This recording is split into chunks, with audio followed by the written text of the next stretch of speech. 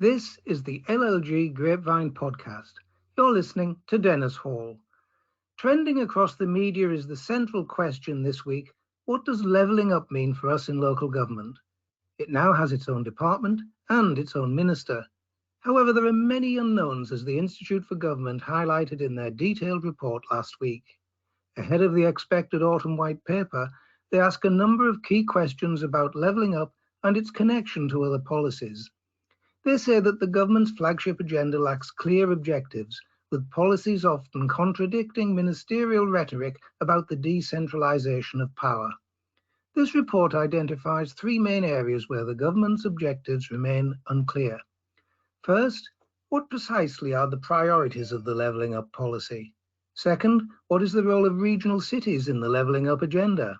And third, does levelling up mean decentralising power or not? The Levelling Up Fund, the Towns Fund, and the Community Renewal Fund are all centrally run and controlled. This keeps power in the hands of government, so what precisely will change? Government has announced that employees will have the right to request flexible working from when they start a job, with employers obliged to explain their reasons if it is then refused. This proposal comes from the government in a consultation published last week. The plan would also require employers to respond to such requests more quickly and is being billed as a major reshaping of the way people work in a post-pandemic world, making flexible work the default position.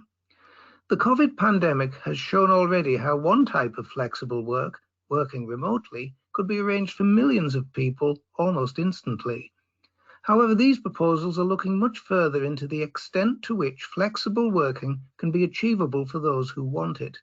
And managers will have to face the constant challenge of reaching the right balance between the needs of staff and those of employers. The closing date for the consultation is the 1st of December. The Parliamentary Justice Committee reported last week on what lessons can be learnt from the way in which new COVID-19 related offences have been created and enforced throughout the pandemic. A central lesson from the committee inquiry has been that the government needs to ensure that the criminal law is fully considered within future arrangements for all pandemic planning.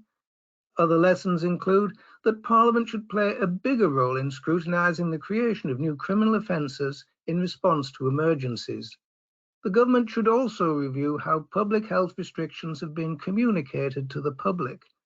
Now, while the priority must always be to communicate any new restrictions as clearly as possible, blurring the line between guidance and the law has potentially damaging long-term consequences, including for the rule of law itself.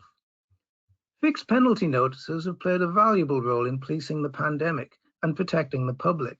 However, in future, the government should be cautious of relying solely on fixed penalty notices of increasing magnitude to deliver compliance with public health regulations. The gulf between what the public expects and what it actually gets when it comes to adult social care has been starkly illustrated in the Local Government and Social Care Ombudsman's latest annual review of complaints. Published on Thursday, the Ombudsman's annual review of social care complaints shows the service found fault in 72% of the complaints it investigated last year. Now, this percentage of upheld cases is greater than the previous year at 69% and shows a relentless rise over the last decade in the proportion of cases in which care users and their families have been let down by local services.